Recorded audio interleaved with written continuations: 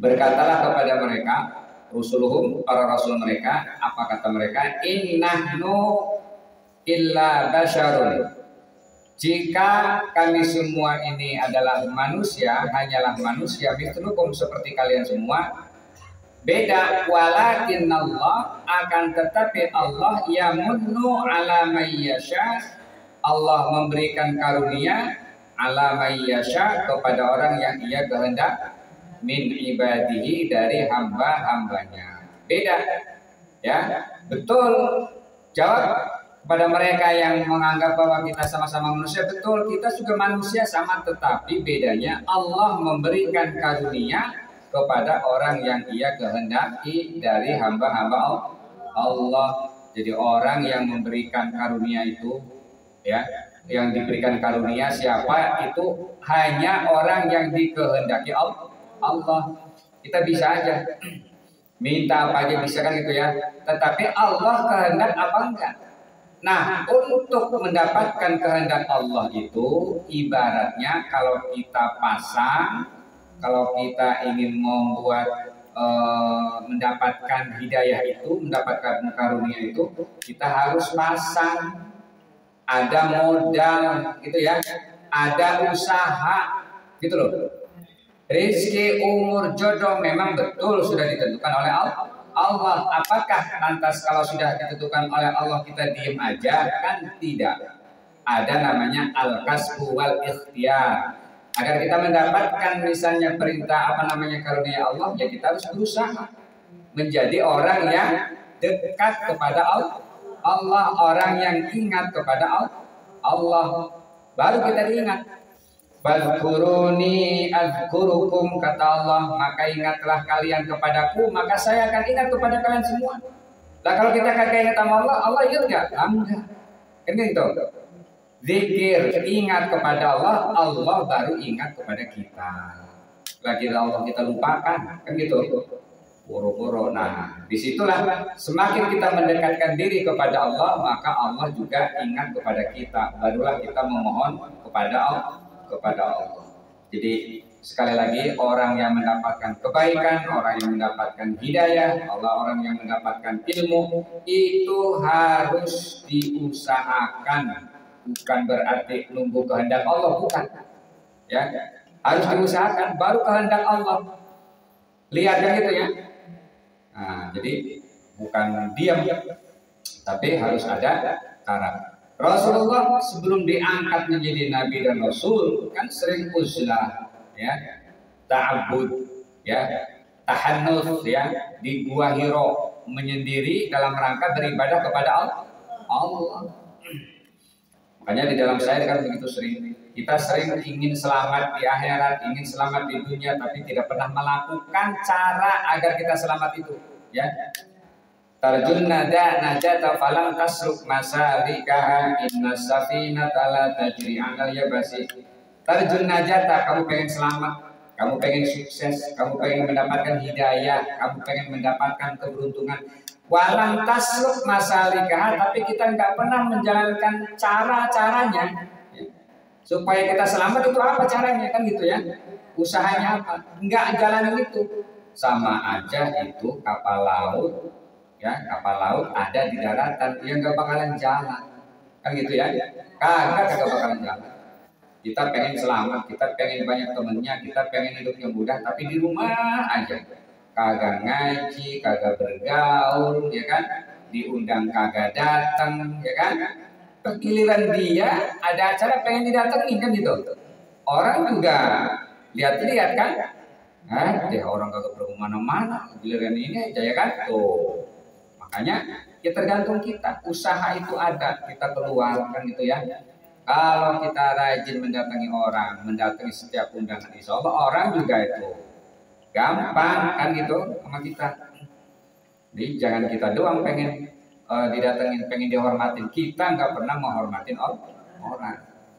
Wa ma kana lana an na'tiyakum bisultanin mubin bisultanin illa biidznillah wa 'alallahi falyatawakkalul mu'minun. Wa ma kana lana, dan tidaklah ada lana bagi kami annatikum untuk mendatangkan kepada kalian semua, kata Rasul, bisultanin dengan bukti-bukti illa biidnillah, kecuali dengan izin Allah. Yang enggak ujuk-ujuk begitu.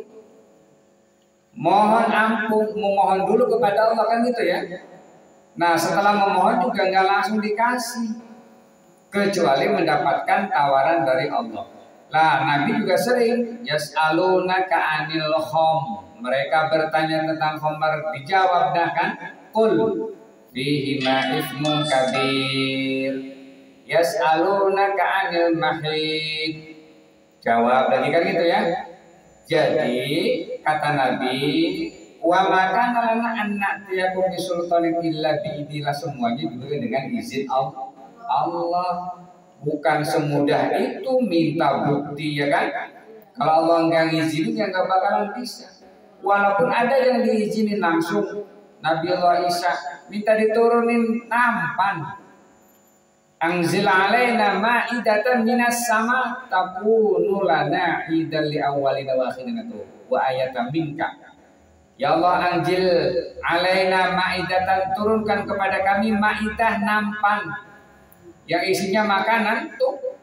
Zaman Nabiullah Isa turun, makanya ada namanya surah Al-Maidah, artinya hidangan itu ya, hidangan, nampan turun dari langit yang ada makanannya, diminta sama umatnya Nabiullah Isa, dikasih, diturunin, dia makan tuh, ya kan?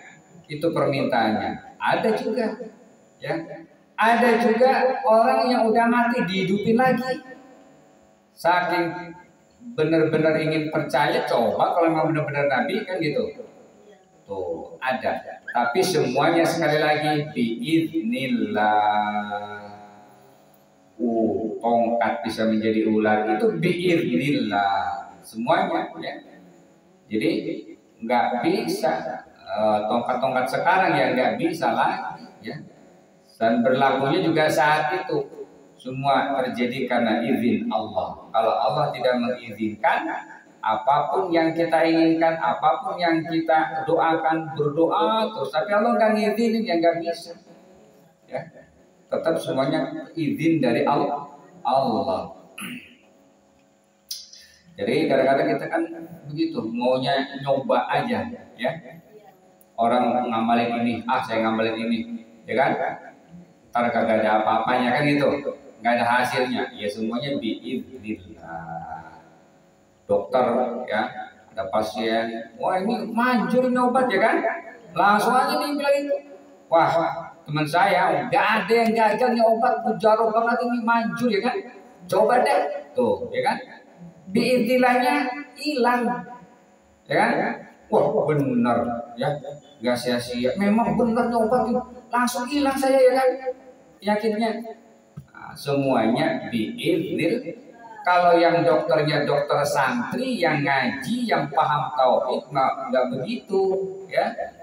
Ini memang obat ini yang selama ini yang sudah kita kasih, memang ya kebanyakan hampir semuanya sembuh biiznillah, dengan izin dari Allah, dengan obat ini sembuh.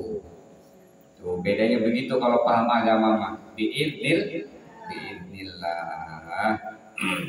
Apa aja, ini kadang-kadang begitu, naik pesawat ya kan, jatuh mati semua, itu semuanya biiznillah, memang udah ajal. Sehingga kalau kita memahami bahwa setiap sesuatu yang terjadi, mukjizat yang dibawa oleh Nabi itu adalah biiznillah, makanya yang terakhir adalah wa 'alallahi falyatawakkalul mu'minun, dan kepada Allah lah maka sebaiknya orang-orang mukmin itu bertawakal, menyerahkan diri kepada Allah. Terakhir itu ya, kita berdoa sudah, melakukan amal sudah, usaha sudah, belajar semuanya sudah dilakukan ya. Baru yang terakhir itu setelah beramal, berdoa, terakhir bertawakal kepada Allah. Fa idza azamta fatawakkal 'alallah. Jika kalian semua sudah azam, punya niat yang mantap, sudah berusaha, baru sisanya tawakal, serahkan sepenuhnya kepada Allah. Kita mau ujian dites, udah laksanakan aja semua. Ujiannya dilaksanakan, lalu kita sholat, berdoa, sholat duha, sholat hajat, ya kan? Laksanakan semua. Sisanya kita tawakal kepada Allah. Ternyata nggak diterima juga. Kita udah segala macam dilaksanakan, dia nggak putus asa tuh.